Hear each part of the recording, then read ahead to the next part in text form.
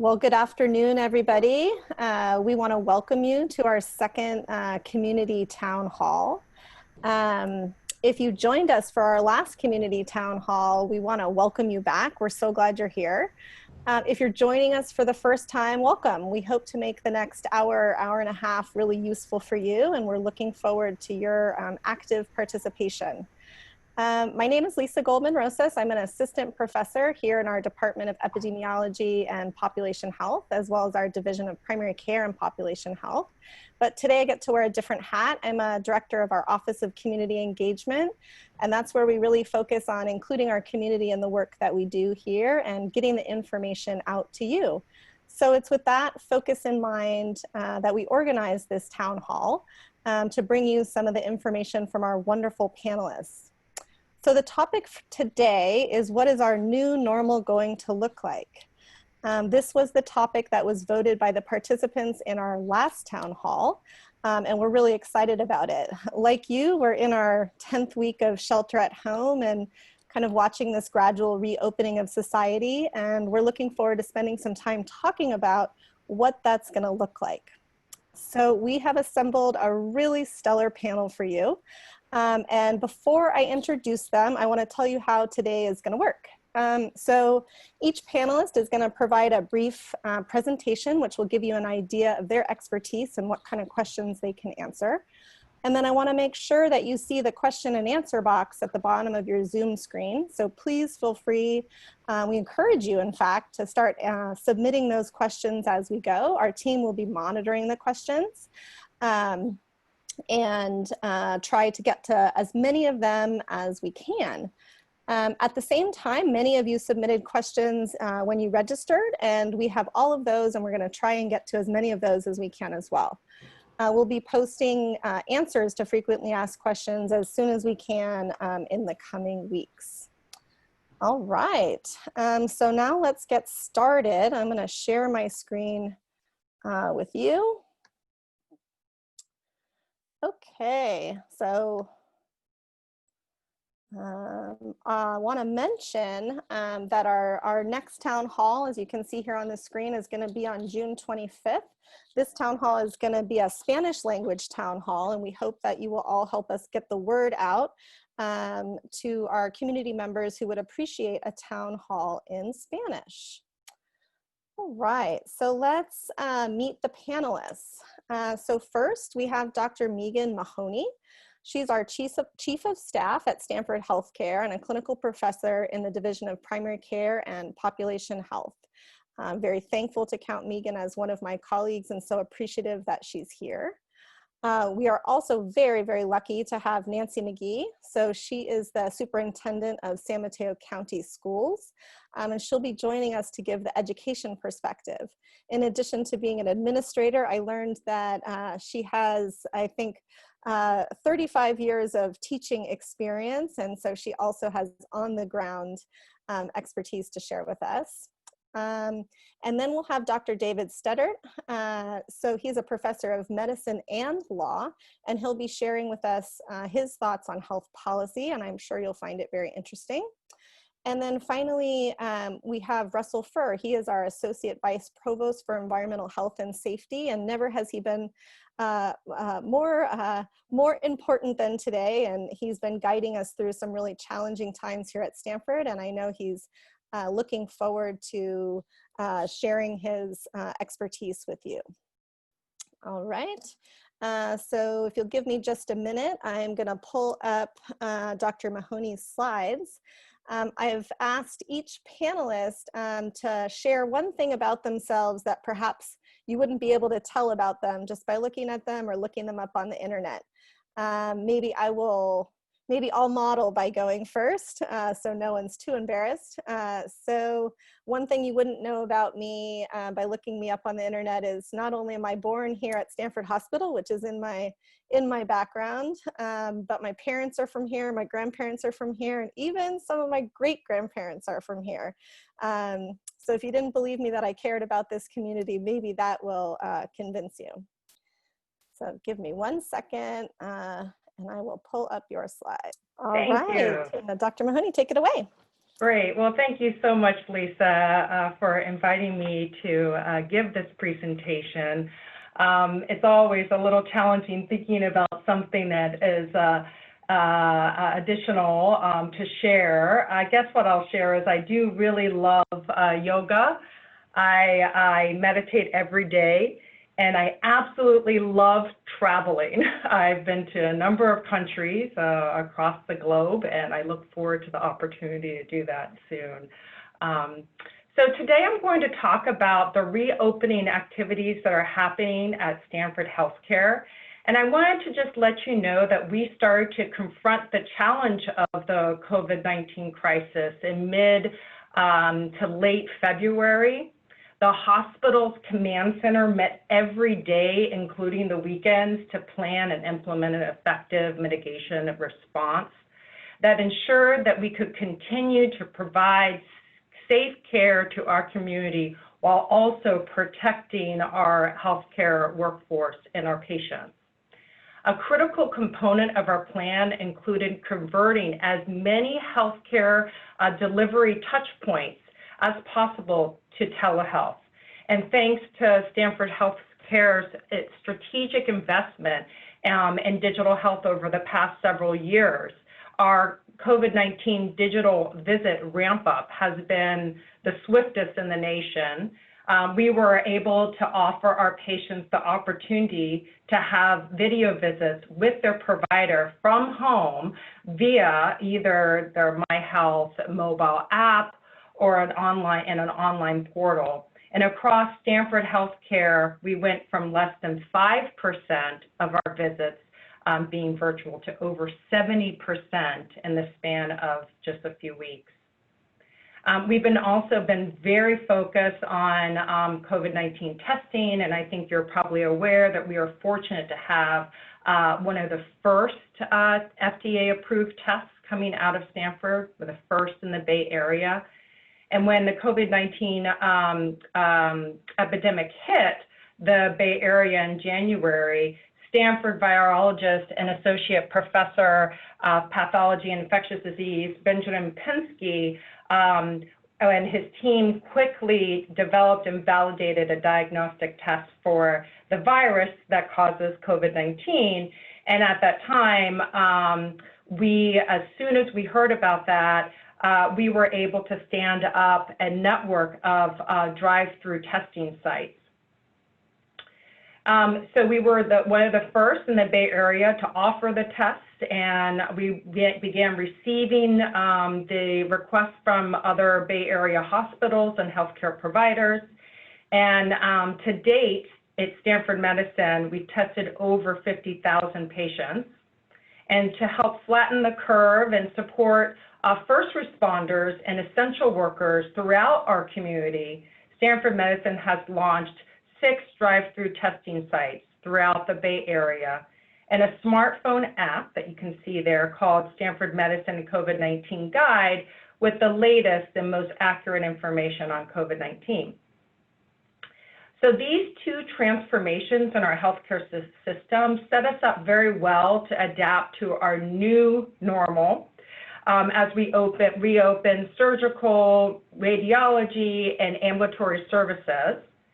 And high-risk healthcare workers were given the tools to safely work from home, and patients were able to maintain shelter in place while receiving vital medical services uninterrupted.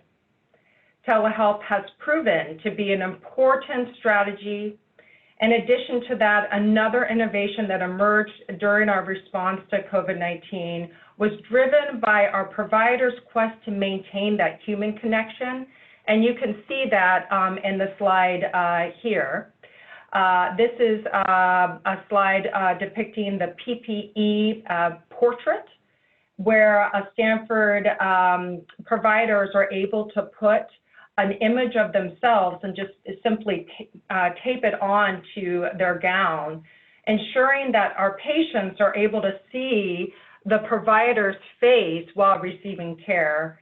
And this really is just one example of many where Stanford providers are really looking for opportunities to make that humanistic connection in medicine. So our reopening strategy is guided by the California Department of Public Health and the Santa Clara County guidance. And we're focused on safety, and we're using a checklist for our readiness.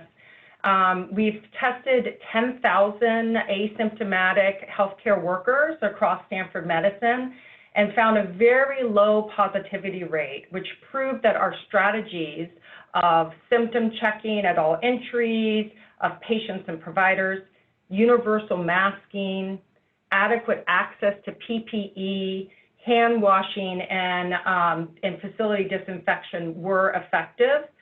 And we've designed our patient flow systems and infection control processes to minimize exposure and spread while caring for both COVID and non-COVID patients. And I just noticed that we received the pre-submitted questions, and I noticed that there were a number of questions about the indications for testing asymptomatic individuals and retesting in the context of returning to work. And I would just point out that there is guidance that's set out by the CDC, the California Department of Public Health, and Santa Clara County specifically. And I'm happy to talk about in situations in which testing an asymptomatic patient is indicated. Obviously, when there's been an exposure to a confirmed case, persons who are working in a high-risk setting like a congregate living environment, so both the residents and the workers who are working in those environments, all healthcare workers and essential service employees, including grocery clerks, utility workers, food supply workers, and essential service employees who also otherwise have a frequent contact with the public. Also, persons greater than 60 years old, they would also fall into that category, or anybody of any age who has a significant chronic disease or a risk factor related to COVID. And then retesting and returning to work is still being deliberated. I haven't seen too many clear guidances on that, but I'm sure we can continue the discussion with the other panelists. And so I'd just like to close by thanking the entire Stanford Medicine team for all of their hard work. There's been just a lot of innovative thinking, a lot of prompt and rapid response, compassionate care throughout this time, throughout the pandemic. And I also just want to thank all of you who are calling in and the community in general. We've received a tremendous amount of support. And we just really feel like there's solidarity throughout the community, and that really does give us motivation, inspiration, and hope. And so with that, I'd like to close and thank you. Wonderful. Thank you so much, Dr. Mahoney. I really appreciate your presentation. Okay, I'm going to share the next screen, and Dr. Studdert, I believe you are next, and I'm going to pull up those slides. While I'm pulling up those slides, perhaps you can share with us one thing people don't know about you just from looking at you or looking you up on the internet. Oh boy, I hate these questions. I'm going to continue your theme of talking about forebears and family, and I'm going to tell you that I'm from Australia, and you can tell that from my website and from hearing me now. But what you may not know is that my forebears were involuntary immigrants to Australia back in the 1800s. And in Australia, when you say you're a descendant of an involuntary immigrant, that means something very particular about our history. Thank you so much for sharing. Okay, I have your first slide pulled. Okay, so now that we've established I'm descended from criminals, let me talk about health policy. There's so much going on in the health policy space, and in many ways, law and health policy are really trying to catch up with the thousands of things that are happening every day and every week with this crisis. At the heart of every really hard problem in public health policy, there's a balancing act. On the one side, there are the benefits of intrusive action in safeguarding the community and preventing the spread of disease. And on the other side, of course, is the great value that we all place on being free from intrusion and interference.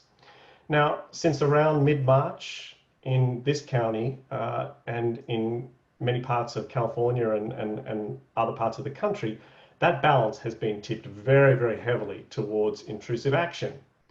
And that's beginning to change. We see in the newspapers, states, counties, and cities across the country are starting to loosen restrictions, and that balance is being reset. Next slide.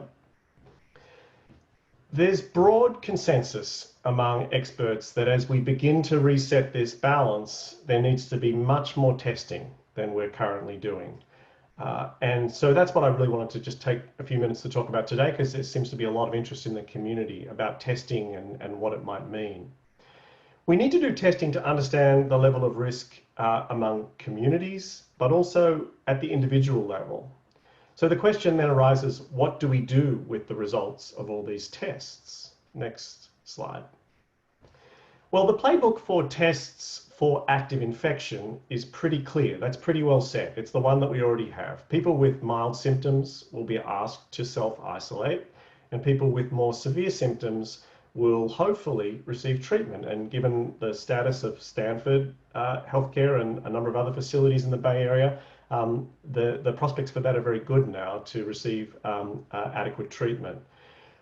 But what about antibody tests? You've probably heard about those and read about those in the newspaper. What is going to be the response to individuals who test positive for antibodies that indicate they've already been exposed to the virus? Well, the answer to that question is not clear yet. The first thing to say is that there is a lot of scientific uncertainty surrounding antibody testing. Next slide. It's still not certain that prior infection creates immunity. That's perhaps, if there's one thing from this presentation you remember, that is where we stand today. It's likely, but it's not certain. And if it does confer immunity from reinfection, we don't know how long that will last for. So at this stage, we're just starting to understand what the relationship between antibodies and immunity means. We're also starting to understand the true number of people who have been infected and therefore may potentially have immunity. Next slide. There have been several recent studies that suggest that the proportion of people who have been infected, at least in large city areas, is going to be somewhere in the 3 to 5, 3 to 6% range.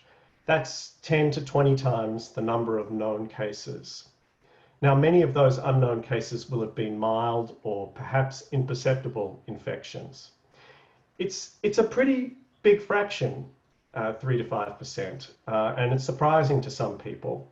But even if it's 10%, what we need to understand is that is a long way from the sort of level of prior infection that would be needed to stem the spread of the disease. It's the idea of so-called herd immunity, where enough people have been infected that the disease would die out of its own. Next slide. Back to antibody testing. The Food and Drug Administration, the major overseer of testing for clinical purposes, at first said it was not going to regulate antibody testing in any serious way. I think it was feeling rather bruised from its experience in slowing down the rollout of the infection tests. The agency has changed its course over the last week and has now said that it will be introducing some oversight of these tests. There are a lot of tests out there already. About 150 are on the market, it's believed. Many of them were developed abroad, and preliminary evaluations of these tests suggest that some have quite poor accuracy. Next slide. So when you put all that together, this scientific uncertainty about the relationship between antibodies and immunity, and these serious questions about the accuracy of antibody tests, that should give us pause about linking any significant policies or programs to the results of antibody tests. However, my bet is that there won't be much of a pause here. There is a wave of antibody tests coming online. They will be accessible to many of us in the community, and people and organizations, including employers, are likely to want to rush to use these results for something. Next slide. One proposal getting a lot of attention is this idea of immunity certification, sometimes called immunity passports. The idea is that public or privately operated systems would be set up where individuals who can present evidence that they have antibodies, positive results to antibody tests, can receive looser restrictions. That may be going back to work, it may be an ability to gather with other people who are also positive to antibodies. At least one country, Chile, appears to be moving forward with this kind of a program, and several European countries are considering them. The White House task force has also said it is considering programs like this. Whatever the government decides to do in this area, the private sector may move forward with programs like this. And when that happens, there are some things to be concerned about. Next slide. Let's start with access. While antibody testing is ramping up and supplies are limited, there should be fair access. And my suggestion is that fair access should involve, just as viral testing have, the availability of these tests for first responders and healthcare workers first. There are already claims that immunity certification would be discriminatory. That is probably not true in a legal sense. If the programs are implemented even-handedly and fairly, there are likely to be few formal legal barriers to differentiating based on immune status, if indeed that's what it is.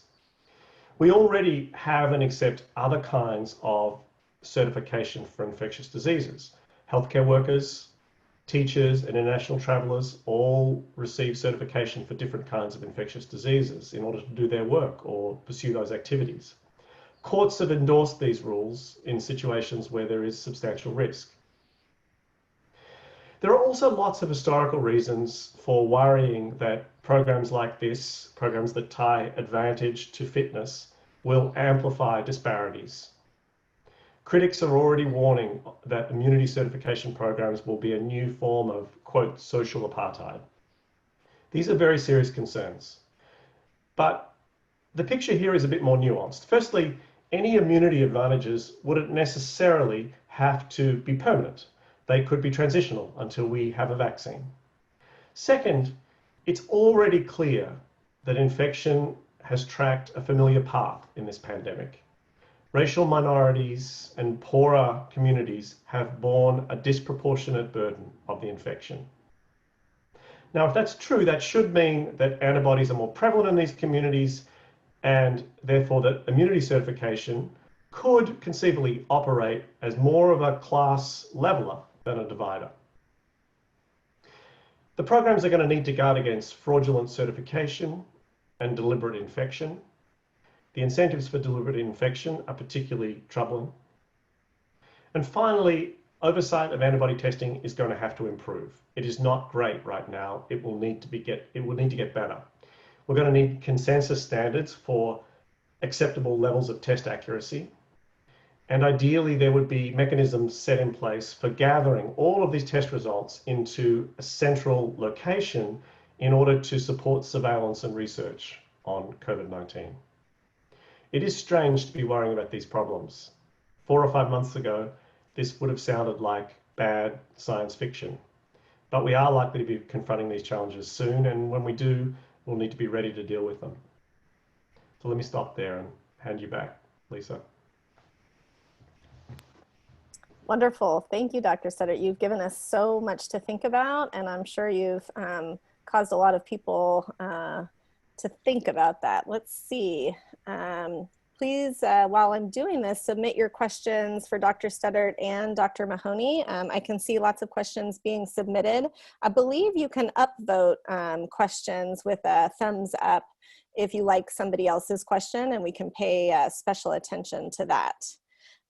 Okay, let's see. I'm going to pull up Nancy Magee's slides. We're really looking forward to your presentation. Let's see, here we go. So while I'm pulling that up, Nancy, I'm going to ask you the same question.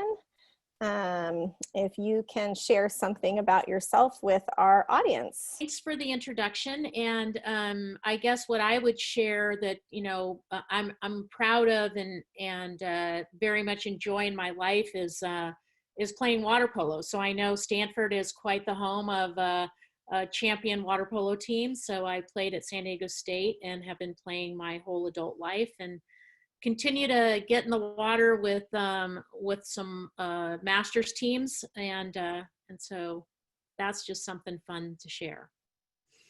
So I'll get started on the school angle of what we think school is going to look like, not only in a few months from now, but possibly in a few years.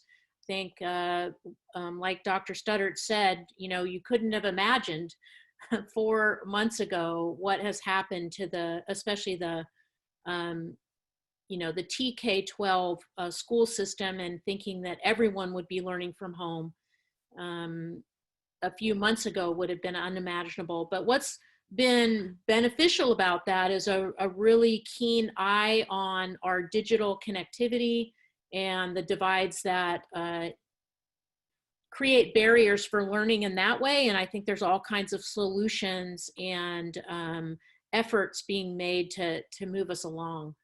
But as far as what's on everybody's mind, you can go ahead and move to the next slide, is how do we get back to school? And I think what I'm sharing is echoing what the two previous speakers have said, is we've focused a lot on what is the right number of students in a classroom? What's the right number of students on a school campus? And in San Mateo County, we have just recently shifted. We're creating a framework, pandemic recovery framework for all of our school districts as an anchor document. We're working very closely with our public health officer, Dr. Morrow, on that. And we were really getting hung up on trying to name numbers.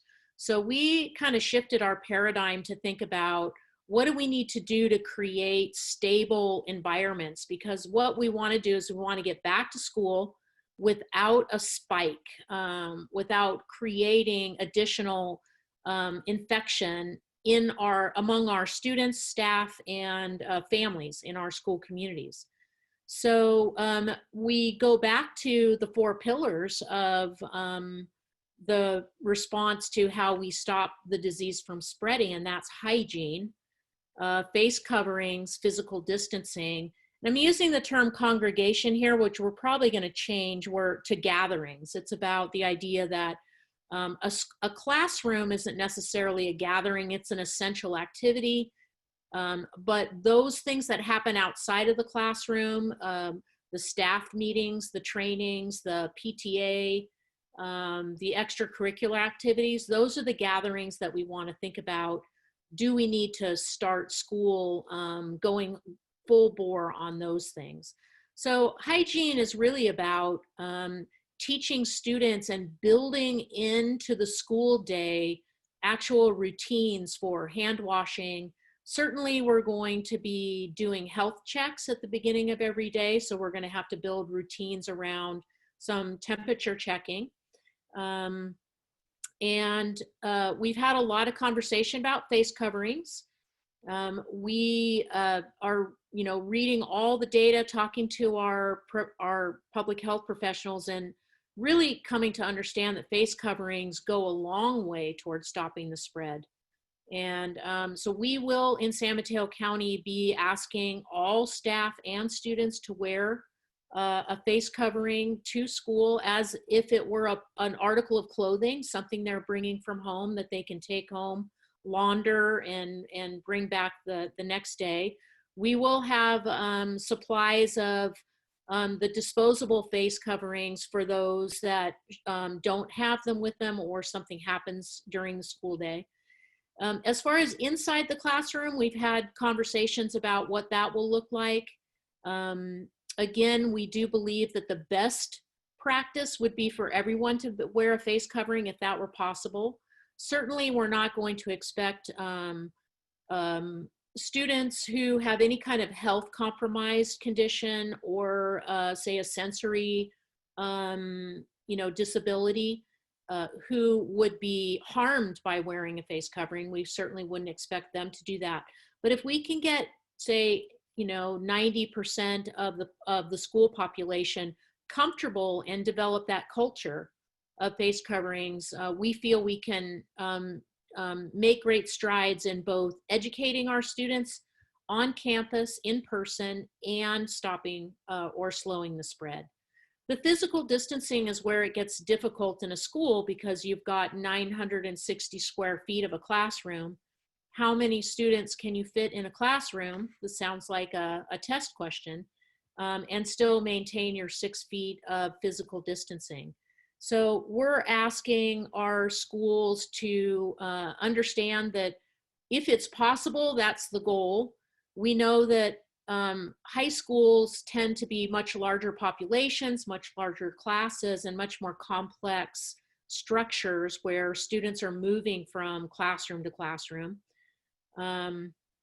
But high schools also have spaces that are larger. Let's say many of our high schools in San Mateo County have solar covered parking lots where there's actually a covering in an outdoor area, and our schools are thinking about how to set those up as outdoor classrooms.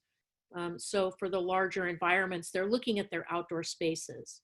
The congregation or gathering pillar is really about, we will enter school in San Mateo County in phases. We will go in phase 1 with the most restrictive policies in place. So that will mean no parent volunteers, no additional in-person staff training, for instance. We know we can do that remotely now. And so as we get through the first 6 maybe to 8 weeks of school with good, stable data, we will open that gathering size up perhaps to gatherings of 10 or 20, depends on what the health officer advises. And then as we move through the continuing opening of school, we'll continue to help that gathering size grow, but we're not anticipating full theaters for musical performances and things like that, potentially for at least the first semester. Okay, I think you can go to the next slide. So what's really interesting, and we realize, is that as an educational institution, we're starting with the youngest children in our communities, and like never before, we're making them aware of public health and the ways in which science and biology interact to impact the whole society through our behaviors. And so we're really setting new cultural expectations with our young people. I don't think if we go through a couple of years of students being aware of physical distancing, wearing face coverings, at least out on the grounds or in the hallways, they won't forget that. This will become part of their understanding of how the world works. And we're really shifting the paradigm around public health and interaction out in public spaces. So it's a really interesting real world educational challenge to have in front of us, is to help our students and our families understand the reasons why we're taking all these actions. And you can go ahead and go to the next slide. And finally, in San Mateo County, we at the County Office of Education have taken a survey of all of our school districts and our private schools, and we are working on a group purchase of what we're calling EPE, or essential protective equipment, because we believe it's for staff and potentially students and parent volunteers, et cetera. So we are getting all of our supplies lined up. We have some warehousing space that we can keep supplies. The one thing we don't want to stop us from opening school in the new school year is not to have enough supplies and equipment on hand. So we're already taking care of that.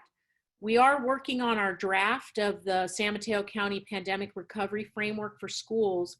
And once we get that out to our school districts, then they will use that as an anchor document to drive their school district planning. So each school district will then assess their needs, their community, and engage all their stakeholders to come up with what their school plan will actually look like. Their goal is to have the plan out to the community 4 weeks before the start of the school year, which puts us about in the middle of July. So I know everyone wants to know right now what school is going to look like on the first day of school. We're working very, very hard to get to that, but there's so many complex layers to this, as I'm sure everyone can understand. And then we are in San Mateo County having some schools who are doing some summer learning opportunities, but they're following our shelter in place order that restricts groups to like a bubble cohort of 12 children. And those 12 children must be with the same teacher without mixing with other students or groups for a period of 4 weeks. So it's a very restricted environment right now, but we do have summer camps, summer schools, and other summer programs opening up, and it's a good way for us to pilot what's working and what's not working over the summer. We feel like we can learn from those smaller opportunities. And I think that catches us up on where we are in San Mateo right now.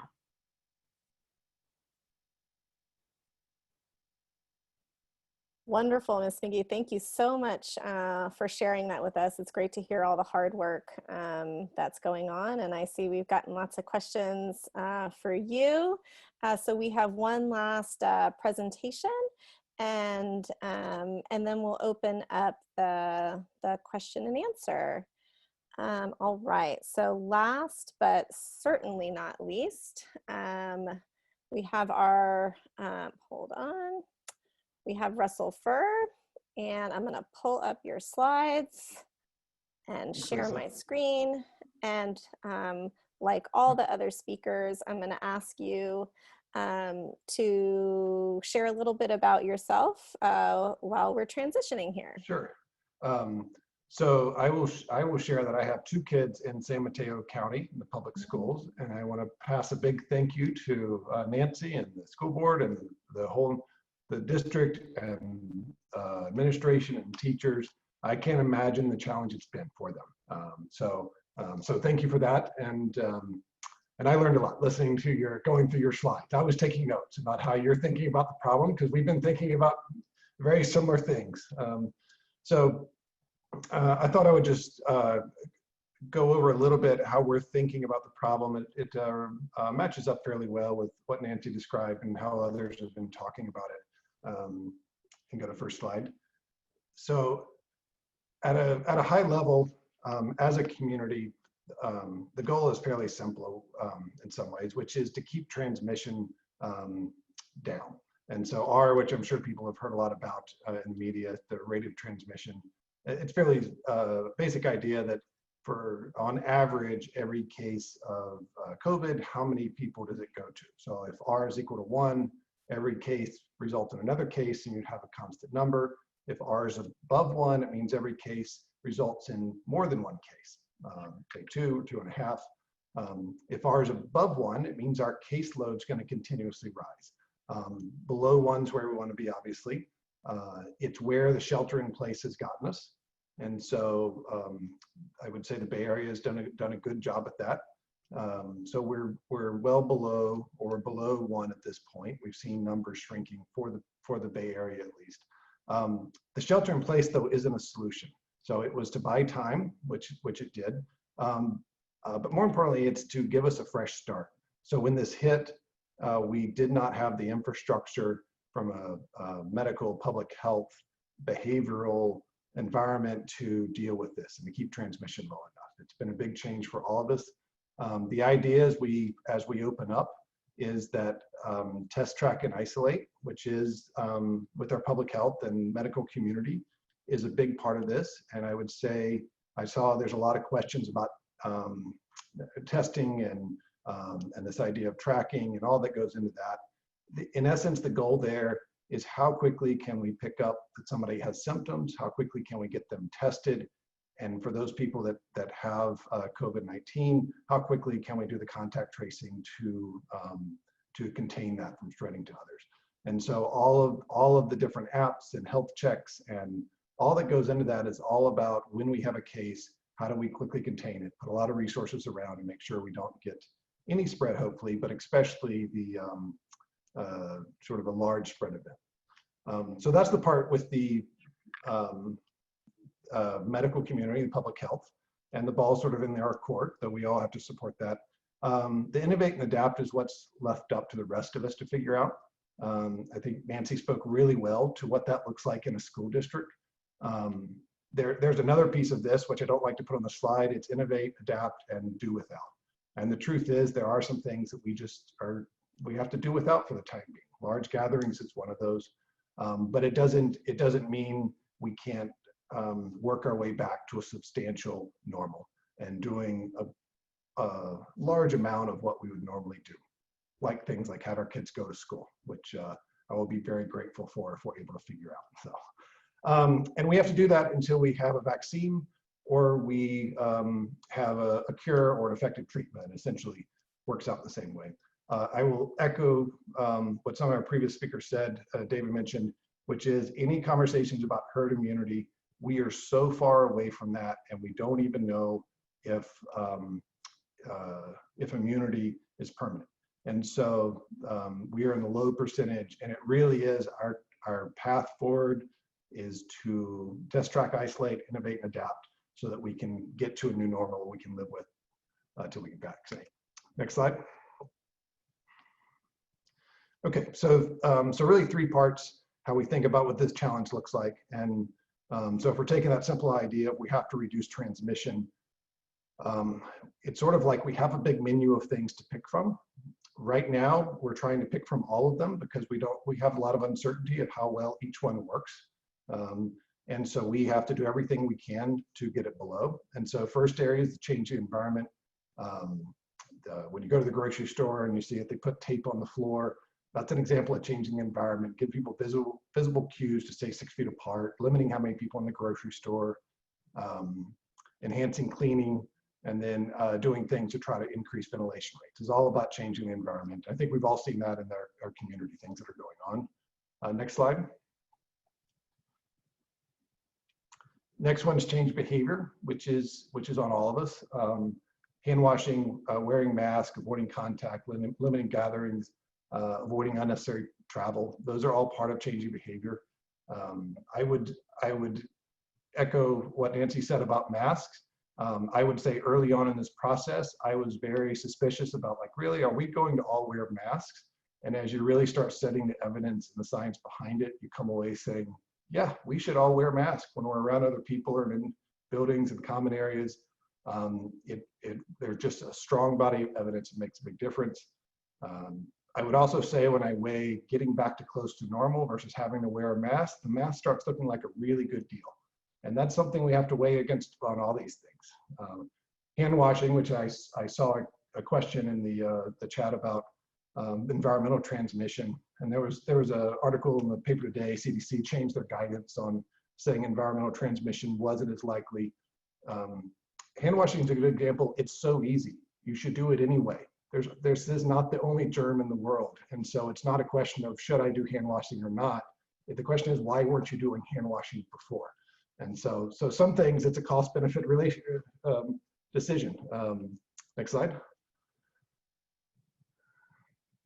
And then all this fits together into sort of how do we redesign our processes. And again, we're seeing that in our community and restaurants wrestling with this. We heard from Nancy talking about how those school districts doing that.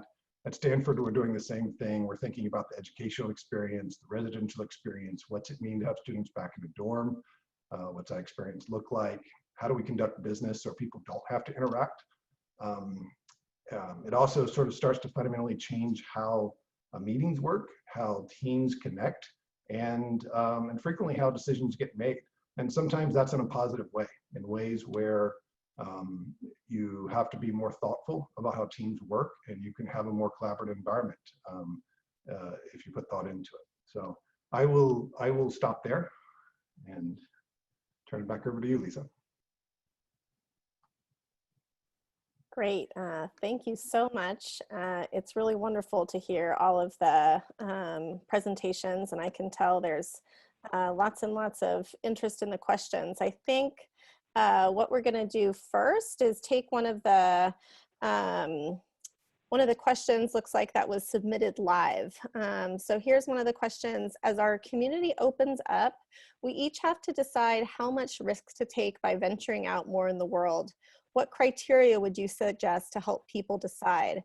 We're in the high risk category, wondering if it's even allowed, when it's worth the risk to do things like swim, maybe in a community, a community pool, or play tennis in a community tennis courts. So I'll throw the question first to Dr. Mahoney and see if she'd provide a little bit of guidance for our attendees, and then open it up to other panelists as well.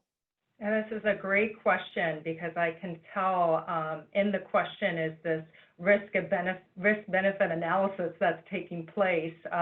We know that tennis, I'm a family physician, take care of kids and elderly and everyone in between. And we know that exercise and social interactions and getting out in the community is really good for our health. And so when is it that we can actually go out? I think also I heard in the question that there was a reference to some potential risk factors. So if somebody is in a higher risk group, if they're elderly, if they have a chronic illness, then they might need to be more cautious, even as the shelter-in-place order perhaps is lifted in the near future. I think that elderly in particular, and people who have significant medical illnesses might need to continue to abide by shelter-in-place. But specifically around certain activities, I was pleased to learn the CDC issued some guidance around pools in particular, and as long as the disinfection protocols are followed, that fortunately there haven't been any reported cases of coronavirus being transmitted through swimming, and there are some guidance along those lines to allow people to go back. Of course, with all of the things that we have talked about today, trying to ensure social distancing, trying to minimize surface exposure, and ensuring that those surfaces are wiped down appropriately. Of course, there's limited things we can do with masks in a pool, but those precautions certainly can be implemented. And then specifically around tennis, I mean, of course, we need to abide by what the ordinances that our local governments give us. But if we are able, again, to practice with some of these principles that it looks like we're converging on today, I think that we can open up a number of activities, particularly if they're outside. Wonderful, Dr. Mahoney, thank you so much for that guidance. Just to follow up, I know we get a lot of questions about kind of surface cleaning and what people need to be thinking about in terms of protecting the areas they touch most frequently, or even others. Could you speak just a little bit about that? That would be great. Yeah, so I think it was alluded to, I think Mr. Furr just mentioned that the CDC just issued further guidance along those lines, and so we are very reassured that there is minimal risk with surfaces. However, it can occur, but mostly the virus is transmitted person to person, and so that's reassuring. However, it is recommended to clean surfaces on a regular basis, and again to realize that there's a difference between cleaning with your everyday household product and then actually disinfecting that surface, which is also recommended for surfaces that are high use and potentially have been through a high risk exposure. And so I think it would be helpful just to look for some of those disinfectants that are registered by EPA. And so Clorox, Lysol, even Windex has disinfectants that are available. And yeah, so you can look for those in the local stores. And you can even look them up online to ensure that they do meet the sufficient level of criteria for disinfecting surfaces. Great. And actually, I would invite Mr. Burr. I know he has a lot of expertise in this area as well. I was just going to say, that'd be wonderful. Yeah, no, I agree. I agree completely. And I think it goes back to that cost-benefit relationship. Like cleaning and washing our hands, they're just positive things. And so they're good habits to be in. I think Nancy touched on this in terms of like training a next generation. You know, every year we have flu and we have all kinds of infectious disease that circulate. So this is not wasted effort. And so it's a good area to train ourselves in. Wonderful, good, very good advice. So I want to change topics a little bit. We received a lot of questions about pre-K and kind of childcare for the younger group. And I know for many of my colleagues with young children at home, they are anxious to know what that's going to look like. And you know, Nancy, I know you're responsible for K through 12, but we would love your expertise on that matter as well. Yeah, so we're obviously closely tied to the 0 to 5 system. The thing that's really challenging about these things sometimes is the clashing of systems, right? So we have some early learning centers that are run by school districts, and they have a set of guidelines that are different from state licensing guidelines. And then additionally, the state has put out some parameters about emergency childcare settings can operate with 10 children. And then our county orders say 12 children. So you get caught in between these different orders and restrictions, and then nobody knows what to do because you're supposed to follow the most restrictive of the orders. And early learning is already a combination of various guidelines, restrictions, licensing agencies. So it's already complicated before you put COVID-19 in the middle of it. So in San Mateo County, we have been operating emergency childcare under the health officer's orders for essential workers. That's been happening in bubble cohorts. So the children, there have to be 10 or 12 children to a group. They stay with the same teacher. They can't mix with other groups of kids. They have to use a designated restroom facility. So it's so very restrictive, but actually they've been doing it and doing it successfully in our county. So it has actually provided a model for us. Now it's about how do we scale that up? And I think once we're fully out of shelter in place, the 0 to 5, the preschool and early learning environments will, I would expect, will adapt the framework that we're establishing for the TK-12 community. And in fact, in our framework, we're going to be adding an early learning companion document to the framework to help guide the specific challenges around early learning.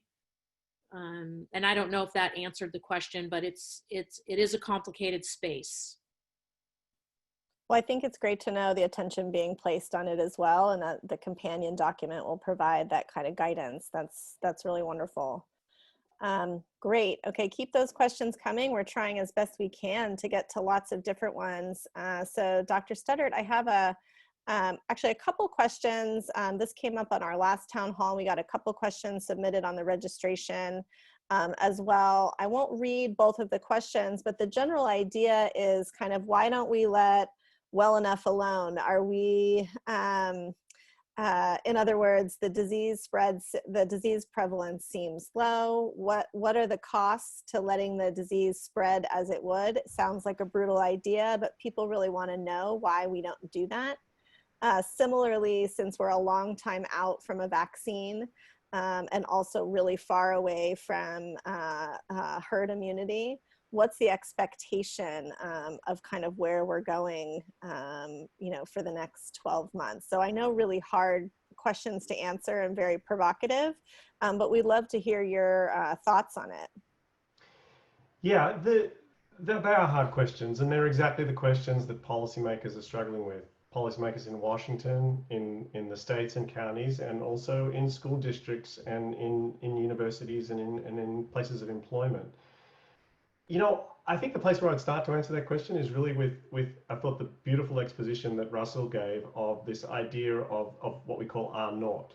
So this is the scientifically the best way we can summarize how a disease spreads, and it has to do with how many other people a given person infects when they're sick.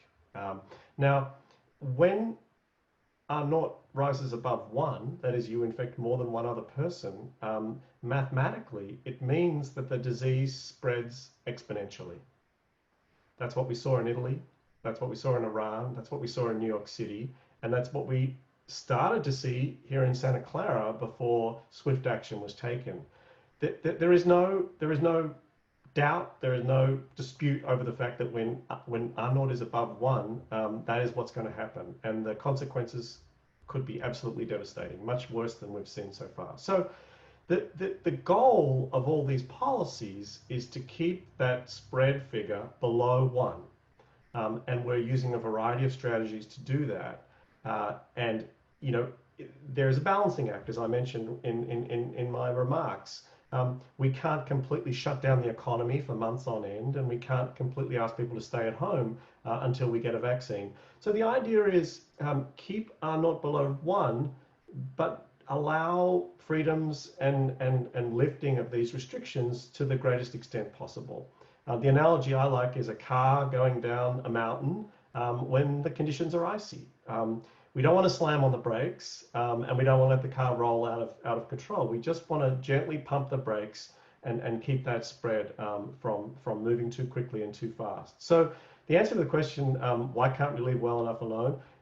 Leaving the situation alone would push R naught above 1, and the disease would spread uncontrollably. And unfortunately, we wouldn't find that out until too late. We would only find that out after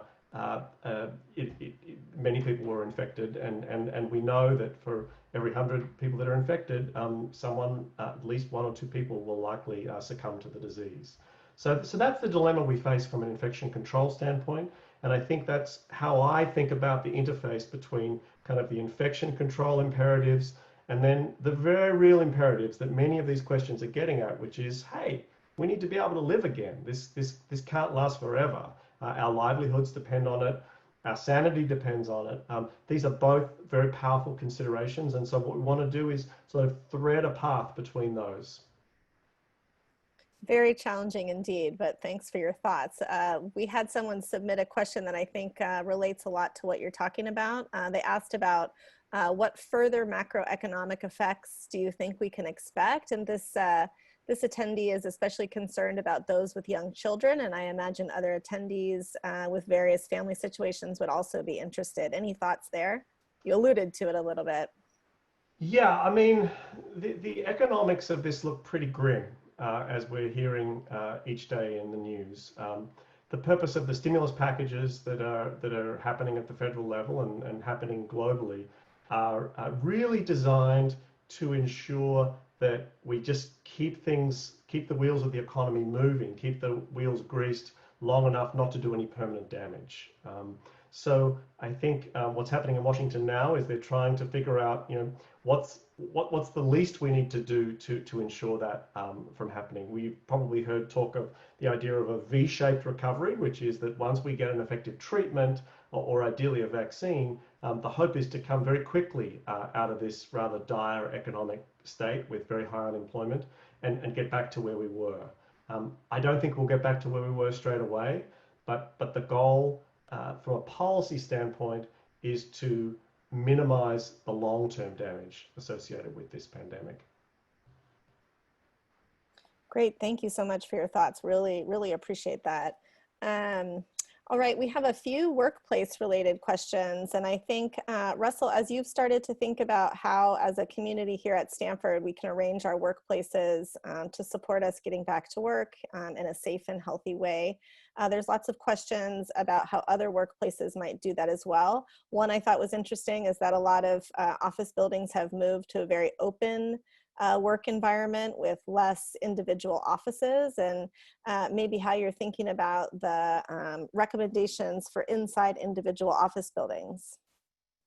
Yeah, I'll take that piece first. Open office spaces is a question we've gotten a lot. It comes down, sort of our strategy on that is a couple of them. One, reduced density so that we don't have people sitting right beside each other within six feet. The transmission, you know, it really does link to crowded conditions fairly well, it seems like. So spread people out, and that means we don't bring as many people back as we might have had before. Certainly not initially, and probably not for a while. The other part of that is masks. So what we've seen from all the testing the Stanford healthcare system did, and Megan mentioned this, you know, it works. If you take precautions, you wear masks, you take all those procedures, this virus is not magic. It can be stopped. And so for those people at Stanford that are essential now, when they are at work and working, they wear masks if they're sitting at their computer in areas. And so that's a big part of that. The other thing I would add, as is how we figured out, is I would echo something Nancy mentioned about how they're learning around the childcare, and that's part of this path, this balancing act that David referenced. Is it's not just a fixed path. You know, humans are really ingenious, especially when our self-interest is at stake. We will figure out how to make things happen and get better and better. So we're going to get better information as the months go by. And we're going to get much better at executing on it. And so I think in some ways we're going to get more light, and the path's going to get wider. And so as long as we don't go so fast we run off the cliff, then we'll be in good shape, and we'll be able to do more and more. And we'll have more testing data, and we'll just really better understand what the transmission pattern looks like. And so then where we start off very cautious in an office space, we can start adding more people and finding other ways we can remove restrictions to make life a little better, bit at a time. That's great. I agree. One of the silver linings has been seeing the innovation around in different settings to deal with this situation. It's really great. So we've gotten a few questions around testing, and one of them is workplace related, and then I want to move to Dr. Mahoney about access to testing. So Russell, to what extent does either antibody testing or diagnostic testing play a role in the workplace, and maybe not just Stanford, but what you've seen going on in other essential businesses? Yeah, first, it's sort of an ongoing active topic trying to figure out what's the best strategy. And so I think there's a lot of different efforts going on there. The first priority for the testing is something I mentioned earlier, is like, how do we quickly respond when we hear of a case, and sort of, again, that containment strategy. And then layered on that top of that is how do we do enough testing so from a epidemiological perspective, we can pick up when prevalence starts rising in a workplace, in a community, wherever the place may be.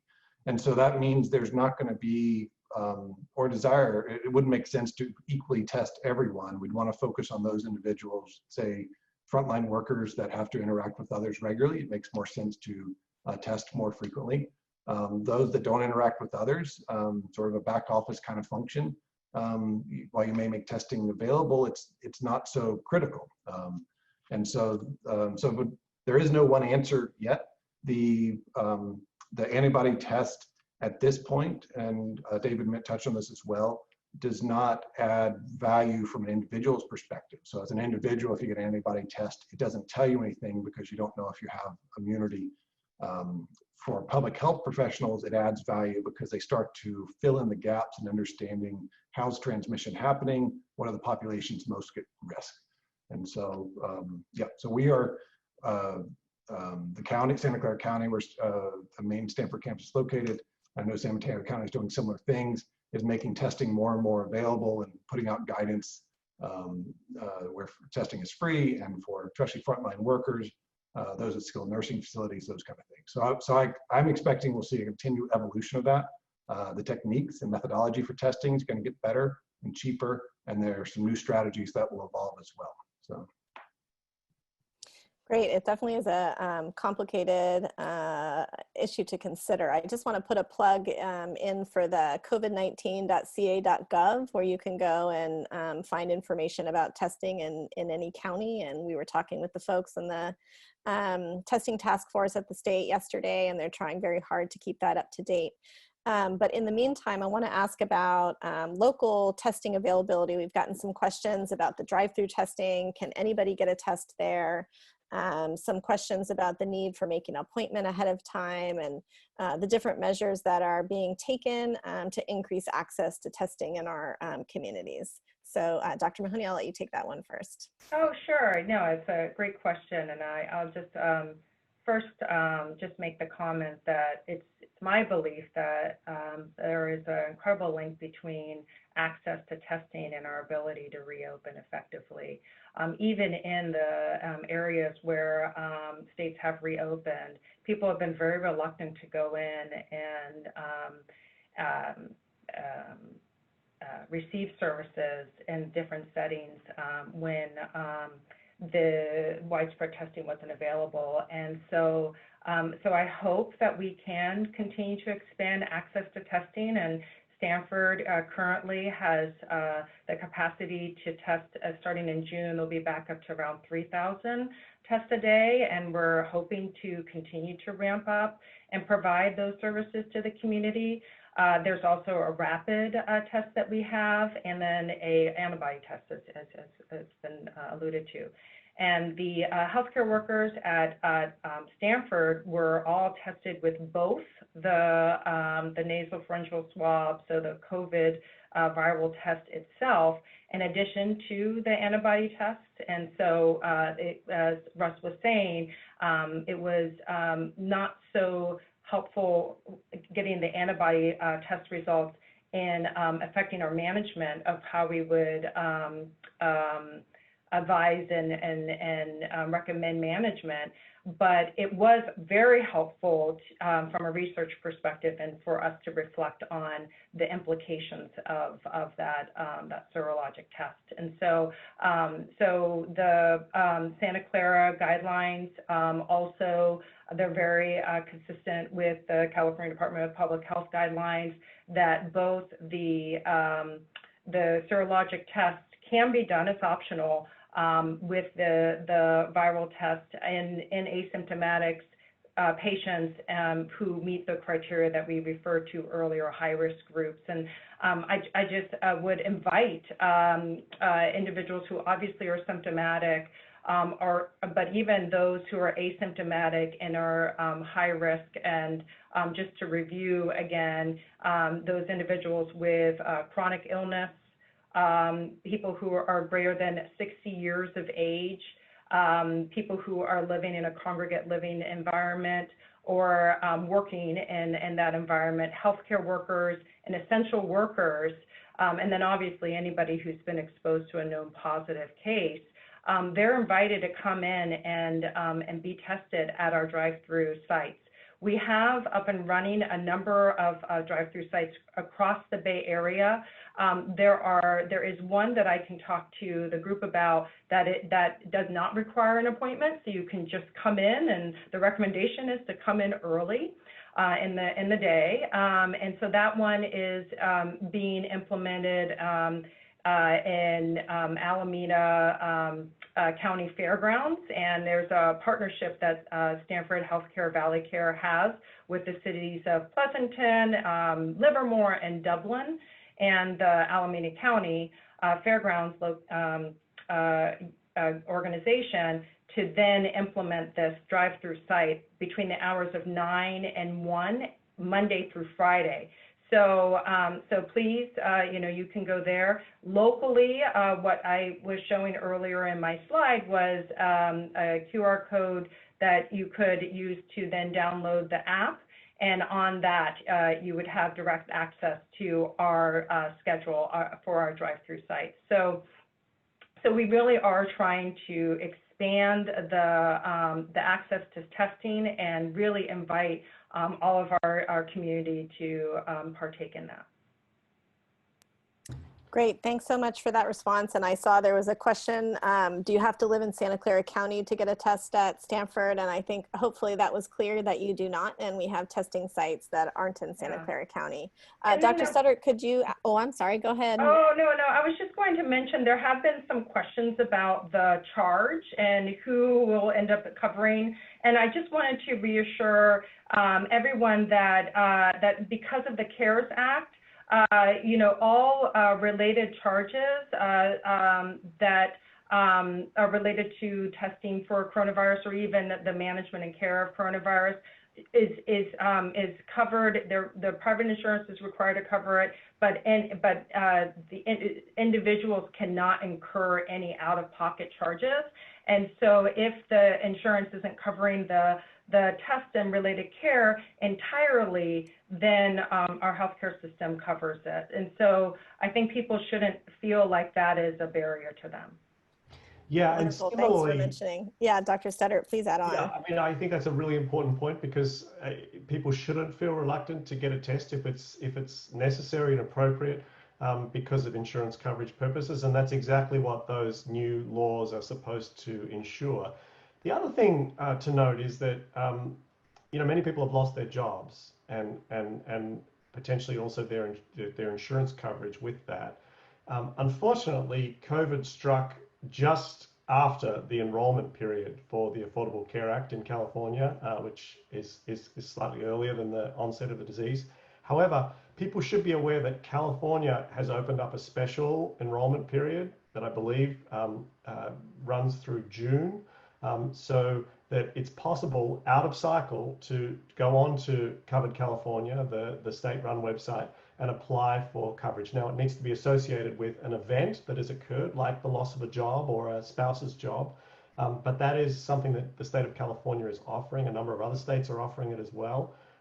And so, thanks to the Affordable Care Act, this shouldn't be a time when Californians go without coverage.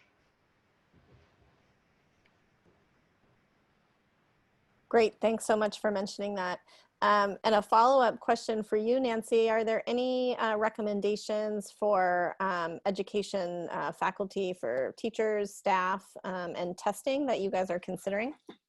Yeah, so luckily in San Mateo County, we're now set up for universal testing. So we don't have a coordinated message yet, but we will probably get one. That we will put out to all of our school staff in the county, that it builds confidence and builds some individual data if you go get tested.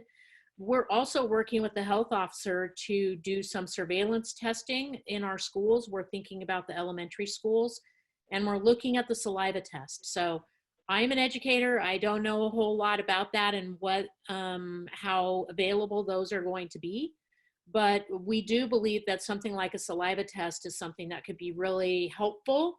As we go through this next semester, we'd like to do some surveillance testing in elementary settings, maybe every 2 weeks with the staff and students, just so we can monitor, are we, getting our objectives met?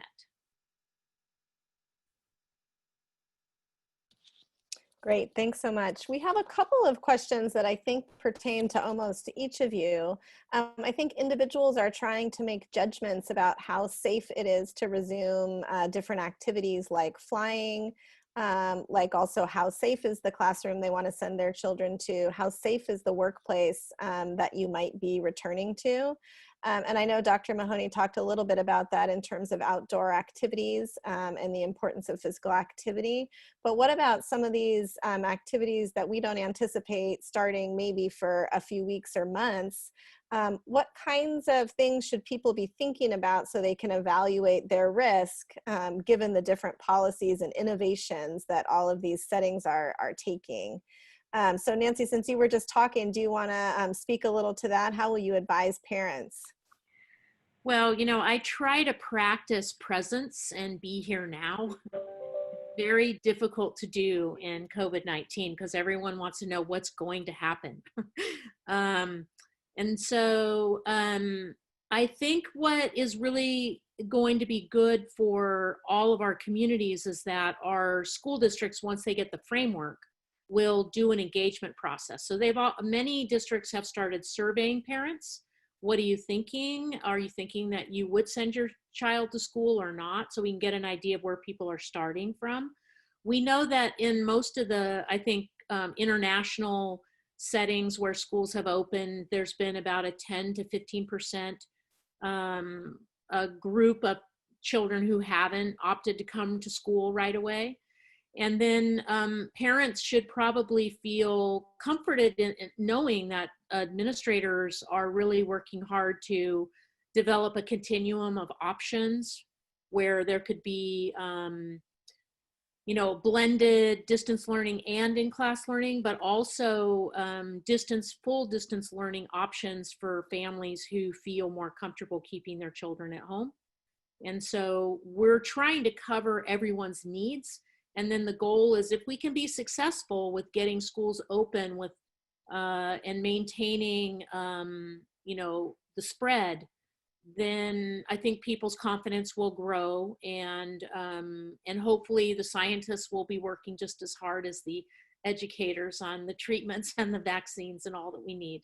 So I think as educators, we're in it for the long haul. We're in it for the year to 2 years. I can't imagine thinking out much further ahead, but we'll get pretty good at these blended learning models, and perhaps kids' individual needs may be better served. It's actually kind of an interesting opportunity to do it better.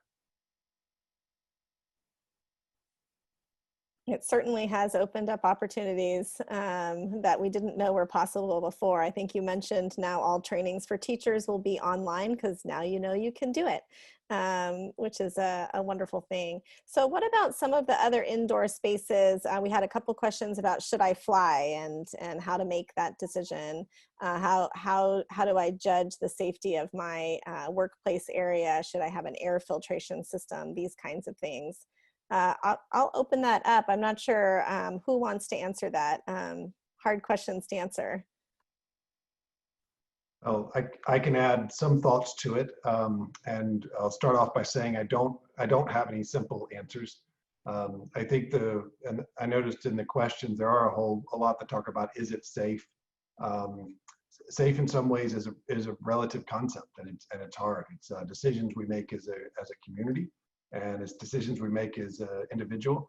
And you'll see this in other countries and other cultures. They'll often make decisions that I wouldn't personally agree with from what I wouldn't consider safe, but they've made that. I would say our typical sort of occupational health and safety world as an employer and dealing with our employee safety, we try to make it so everything is that if you go with the procedures and follow the rules and use the right protective equipment, you won't get hurt. And the challenging thing as we think about risk with the pandemic is that's sort of been turned on its head, where even if transmission is kept really low, there is no guaranteeing that you don't go to the grocery store and end up next to somebody that does result in transmission, right? We can say it's lower probability. And so as people think about, should I send my kids to school? Should I get on an airplane? There's not going to be a perfect answer, and it's going to be a rest with a lot of individual. I would say for myself, and as I talk to family, the things I talk about is like paying attention to what's the level of the virus in the community. So in the community you're in, is there community spread? Paying a lot of attention to what the public health officials are saying.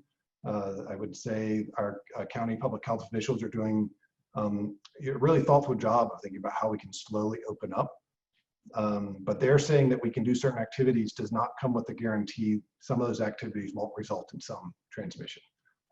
And so they end up being very, very tough questions, and unfortunately we can't offer easy ones. I think on the airline travel, it does come back to a little bit of a cost benefit. I think it makes sense to avoid travel that you don't need to take right now, is what I would say, especially if you're in a higher risk group. But people have all kinds of situations in their lives, and they have to make those trade-offs. And so So yeah, unfortunately, there's no easy answers on that. So I'll open it up to other panelists for other thought. I think you've shown we have no black or white and only gray. Any other panelists want to comment? I agree with what's been said. I think, you know, the legal answer is easy, right? You look at the public health orders in the place that you live in, and you conform to them. That's what the law expects of you. That's what ethics expects of you. That's what the community expects of you. But above that, or close to that, on the upside is where it gets very difficult, I think. And these are really tough questions that I'm seeing here. I think it's a very personal choice that people are making. And, you know, as Russell says, it's going to differ. Air travel to see a dying relative is very different than air travel because you've never been to Arizona and you've got some spare time on your hands, you know. So I think this is a very personalized decision. But the public health side of me wants to add this, which is that, you know, some of the decisions we make affect only our risk, and other decisions that we make affect other people's risks, both the family and friends, but also people we don't even know, the person standing next to you in the grocery line. And this, as Russell said, is one of those situations. So I hear a lot from students, well, should we really be worried about this? You know, our mortality risk is really, really low. And, you know, this seems like a disease this is a boomer's disease. Why are we implicated in all this? And, you know, at one level they're right, but we also have to recognize that young people have died from this illness, and that some young people have risk factors that would make getting COVID very, very serious for them. We also have to recognize that we're all connected. So there are not many degrees of separation between any one young person and older people for whom the disease would be very serious. Even if there's 2 or 3 degrees of separation, that can result in spread that leads to serious illness and death. So it's a hard thing to keep in your head, but again, risks to ourselves and then risks to people who we may not even know, but may be affected by our choices. That's sort of an essential part of the calculus here. Absolutely. Great. I would just add, these are great reflections. I'll just add that I've just been astonished and amazed at 2 points that have been made by the other panelists regarding the answer to this question. And one is the amount of innovation that we've seen. So we understand what the regimen is for prevention. We understand hand washing, face covering, social distancing, being careful about our symptoms and who we interact with, and then covering, cleaning the surfaces. So those are the parameters. And so our like my patients will call in, they'll say, oh, I have this, I want to celebrate my son's graduation. What kinds of events would be safe? And this is somebody who has a chronic illness that would put her at higher risk of having a serious course from coronavirus. And so being creative around those parameters, they came up with an outdoor party, and she was on the other side of the sliding glass door, so she could still interact with everybody and everybody was masked, and they were all, 6 feet apart from each other, and they were able to share this really important time together, but using the smart precautions that kept everybody safe and had fun. And then just a small little anecdote that my daughter has a number of neighborhood friends, and they were trying to figure out how they could socialize in a safe way. And they actually even came up with a list. And so, what Nancy was saying earlier, we can be incredibly innovative. They came up with playing in a band together, playing online games together, climbing in a tree as long as they stay masked and 6 feet apart. And so I am just amazed at how much innovation is coming out during this time. And then also, to David's point, how much solidarity is coming out. We all really just want to watch over ourselves and our health and our safety, but also the safety and health of others. And you just see that in the streets and in the community, and it's pretty moving to be part of it. So following up on that, and probably last question before I post a poll to find out what topics people are interested in hearing about next, Since we are concerned about taking care of not just ourselves, but others, we had some comments about a concern with our digital divide. Not everybody has iPhones. Even those of us who have them don't know how to use them as well as our kids do. And a lot of this is dependent on using technology to get access to testing and get access to distance learning and things like that. What can we do as a community to start to address those divides to ensure we're not exacerbating some of these disparities? Just love to hear closing thoughts on that.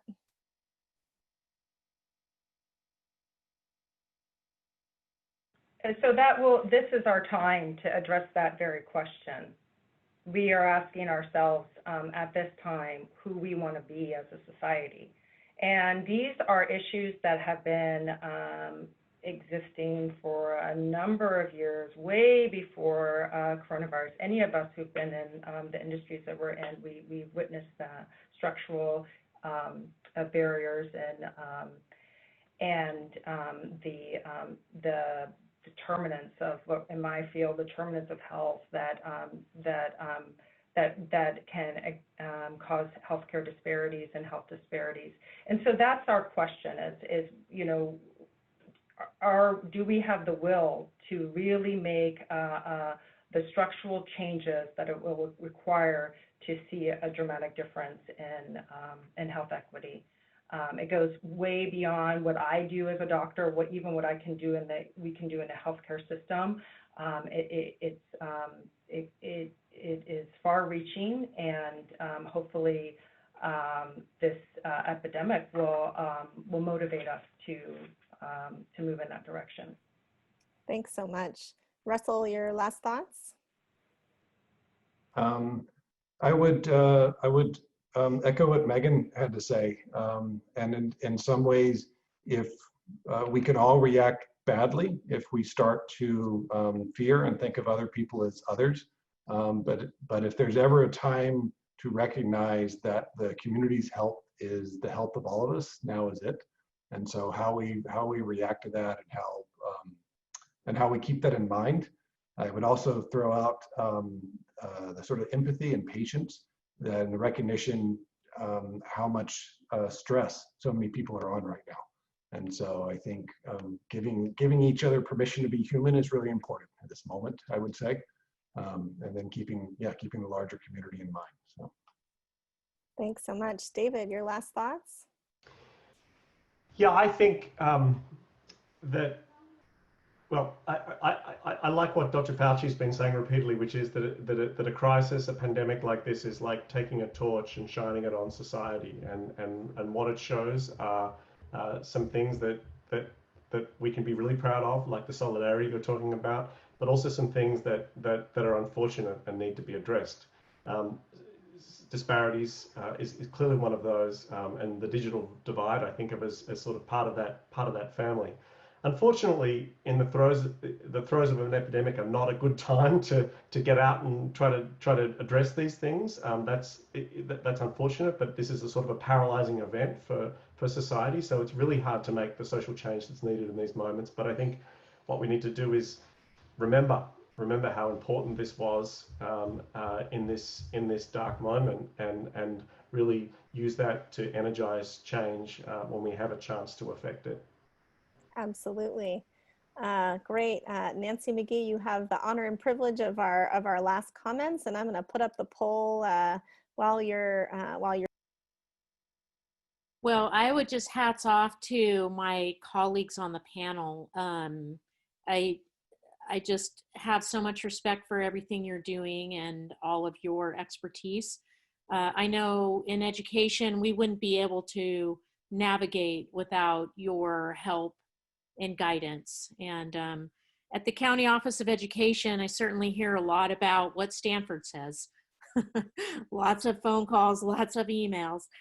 So that's been helpful. But in general, I think I would leave us is with the idea that it gives us an opportunity to remember what's the most important thing. And what's the most important thing is that we're humans, that we care for our family and our friends, that learning happens 24 hours a day in every setting that we're in, that people can be innovative and be their best selves, and that we also know that people can fail and show their human failings in crisis. And the idea that Russell said about compassion and humanity, it's a nice reminder that that's really who we are at the heart, and to come together in solidarity to move us forward. Thank you so much. I think those are very wise words to end on. I want to thank all of our participants, all the attendees for coming. We'll be reaching out to you with a survey to get your opinion about this town hall. We'll also be reaching out to you with information and resources that'll be available on our website, including a posting of the recording of this event so that you can access it at any time. If you haven't had a chance yet to answer the poll, please do that. We picked the topic that was most popular last time, and we'll do that again. As I mentioned, we'll take a break from the town halls next month to do one in Spanish specifically, so we may reach out to you as well to help us promote the event among your Spanish-speaking friends, so we can especially reach out to that community as well. Finally, I want to thank each of the panelists. You did a wonderful job of answering a wide array of questions, and I learned so much from you, and I'm sure our attendees did as well. Thank you so much.